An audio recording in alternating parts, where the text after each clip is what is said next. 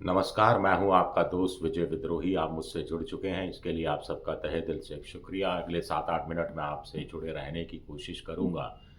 तो विजय फैक्टर हमारे खास कार्यक्रम में आप सबका स्वागत है। कुल मिलाकर महाराष्ट्र और झारखंड के विधानसभा चुनाव में एक नया ट्विस्ट आ गया है।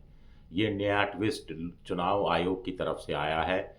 जो आयोग की तरफ से नया आंकड़ा देर रात जारी किया गया है, उसने दोनों खेमों में, बीजेपी खेमे में और कांग्रेस खेमे में खलबली मचा दी है। आप कहेंगे कि ऐसा आखिर क्या आंकड़ा है? तो आंकड़ा वोट परसेंटेज को लेकर है। महाराष्ट्र का वोट परसेंटेज तो बहुत कुछ कहानी कह रहा है। अब सारी कहानी इसी में सिमट कर रह गई है महाराष्ट्र में कि ये जो 3.5% वोट बढ़ा है, आखिर ये किसके हिस्से जाएगा और ये वोट प्रतिशत क्यों बढ़ा है? कुल मिलाकर 1995 के बाद सबसे ज़्यादा वोट प्रतिशत बढ़ा है। 1995 में 71.69% वोट बढ़ा था। 2019 में 61.4% वोट पड़ा था। 2024 के लोकसभा चुनाव में भी 61.39% वोट पड़ा था, वोटिंग हुई थी। लेकिन इस बार 2024 के विधानसभा चुनाव में ये वोट परसेंटेज सीधा छलांग लगाता हुआ 65% हो गया है। तो ये करीब करीब 3.5% वोट बढ़ा है। अब 2024 के लोकसभा चुनाव में महाविकास अघाड़ी को 43.91% वोट मिला था, महायुति को 42.71% मिला था वोट। 1.25%, 1.5% वोट का फर्क था। लेकिन इस बार 3.5% वोट बढ़ा है। तो ये अपने आप में ये हैरानी की बात है कि 3.5% वोट क्यों बढ़ा है। कुछ लोग कह रहे हैं कि महायुति को इसका फायदा हो सकता है, क्योंकि बड़ा डल किस्म का चुनाव था, बहुत ज़्यादा लोगों में उत्साह नज़र नहीं आ रहा था। ऐसे में तय था कि जो पार्टी या जो गठबंधन अपने वोटरों को, अपने समर्थकों को बूथ तक ले जाने में भारी संख्या में कामयाब होगा, उसकी जीत की संभावना बढ़ जाएगी। तो ऐसे में झारखंड लगा हुआ, माफ़ कीजिएगा, ऐसे में झारखंड और महाराष्ट्र के अंदर आरएसएस लगा हुआ था। संघ पूरी तरह से सक्रिय था। करीब 30,000 से ज़्यादा संघ ने वहाँ पर छोटी सभाएं भी की थी। और क्या संघ कामयाब रहा है? और ये जो 3.5% वोट महाराष्ट्र में बढ़ा है, क्या ये संघ के खाते में जाएगा? और इससे वोट परसेंटेज बढ़ने से बीजेपी या महायुति को कितना फ़ायदा होगा, ये देखना दिलचस्प होगा।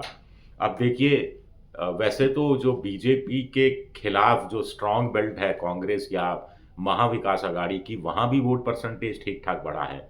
कोल्हापुर में 76% वोटिंग हुई है, मुंबई में सिर्फ 52% वोटिंग हुई, कोलाबा में तो सिर्फ 44.49% वोटिंग हुई। बारामती में बड़ा इंटरेस्टिंग है। बारामती में जहां पर अजीत पवार अपने ही भतीजे युगंधर के खिलाफ चुनाव लड़ रहे हैं, वहां पर 71.03% वोटिंग हुई है, जो पिछली बार के मुकाबले करीब करीब 2.5% ज़्यादा है। पिछली बार 68.82% की वोटिंग हुई थी। बड़ी हैरानी की बात है कि महाराष्ट्र भर में तो वोट परसेंटेज बढ़ा है करीब 3.5% और संघ का इसमें जोर भी लगाया जा रहा है। अगर इसी तर्क को अगर हम इस्तेमाल करें कि देवेंद्र फडणवीस ने कहा संघ का हम साथ ले रहे हैं, संघ हमारा साथ दे रहा है, तो फिर देवेंद्र फडणवीस के इलाके में वोट परसेंटेज कम क्यों हो गया? नागपुर साउथ वेस्ट की सीट है जहां से देवेंद्र फडणवीस चुनाव लड़ते हैं। स्वाभाविक है संघ ने तो पूरा जोर लगाया होगा, लेकिन वहां पर वोट पड़ा है 54.49%। 54.49% बहुत ही कम है। जो महाराष्ट्र का जो एवरेज है, करीब करीब जो मैंने आपको बताया 65% का, उसके मुकाबले तो 10% से ज़्यादा वोट कम पड़ा है। इसी तरह एक मुख्यमंत्री एकनाथ शिंदे की जो कॉन्स्टिट्यूएंसी है, वहाँ पर 59.85% वोट पड़ा है, करीब करीब 60% वोट पड़ा है, लेकिन एवरेज वोटिंग से ये भी 5% वोट कम है। तो क्या ये लाड़की बहना योजना के कारण वोट परसेंटेज बढ़ा है?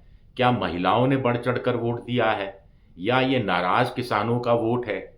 या फिर ये संघ की अतिरिक्त मेहनत है, संघ का पूरा जोर है और संघ का कार्यकर्ता जो रसोई घर तक पैठ रखता है, वो अपने कार्यकर्ताओं के दम पर, अपनी 35-36 शाखाओं के दम पर आम वोटर को वोटिंग बूथ तक लाने में, बूथ मैनेजमेंट में पन्ना प्रमुख, अर्ध पन्ना प्रमुख, संघ के लोग, संघ का स्वयंसेवक कामयाब हुआ है।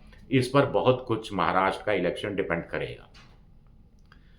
तो 3.5% महाराष्ट्र में खेल है, तो उधर 2.5% के आसपास कुल मिलाकर 2.5% के आसपास का खेल झारखंड में नज़र आता है।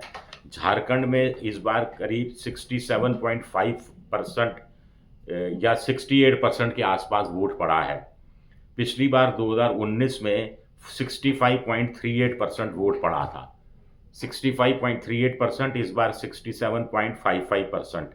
तो आप ठीक समझ लीजिए कि 2% के आसपास वोट बढ़ा है, और पोस्टल वोट को भी जोड़ दिया जाए तो ये 3% का खेल हो जाता है।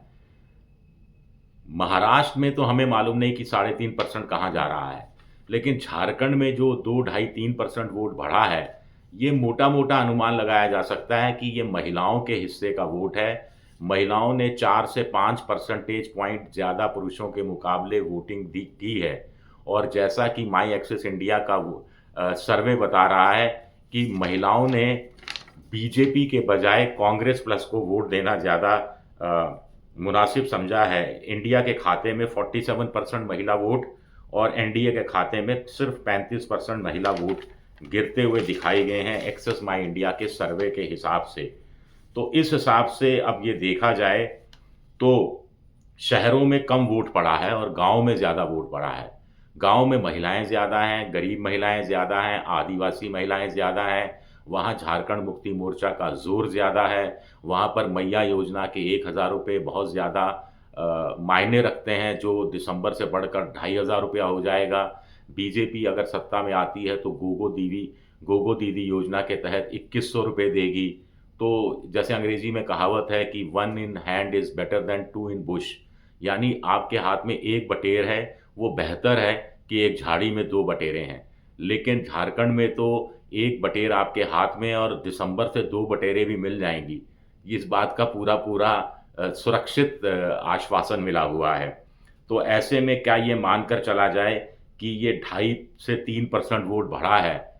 ये जो सी वोटर कह रहा है कि 20 सीटें फंसी हुई हैं, तो उन 20 सीटों में से अधिकांश सीटें क्या एक तरफा झारखंड मुक्ति मोर्चा कांग्रेस के खाते में चली जाएंगी? एक बड़ा सवाल उठता है। कुछ लोग कह रहे हैं 8 से 10 सीटें फंसी हुई हैं, तो क्या यहाँ पर 2.5 से 3% वोट अतिरिक्त बढ़ा हुआ, क्या उनको फ़ायदा दिलाएगा? ये कुछ बड़े सवाल हैं जिन्होंने पूरे चुनाव को घुमा कर रख दिया है। अब देखिए, बोकारो जैसा शहर है, 55% वोट है। धनबाद बड़ा शहर है, झरिया भी शहर है, 52% वोट पड़ता है। जामताड़ा गांव का इलाका है, 75%। पाकुर, जहां पर इन्फिल्ट्रेशन एक बड़ा मुद्दा है, 79% वोट पड़ता है। तो कुल मिलाकर पूरा चुनाव अब इस पर सिमट गया है कि महाराष्ट्र में जो ये 3.5% अतिरिक्त वोट पड़ा है, ये किसके हिस्से का है, और झारखंड में ये जो 2.5% वोट बढ़ा है, ये आखिर किसके हिस्से का है। शुक्रिया मेरा ये वीडियो देखने के लिए। पसंद आए तो लाइक कीजिए, सब्सक्राइब कीजिए, शेयर कीजिए।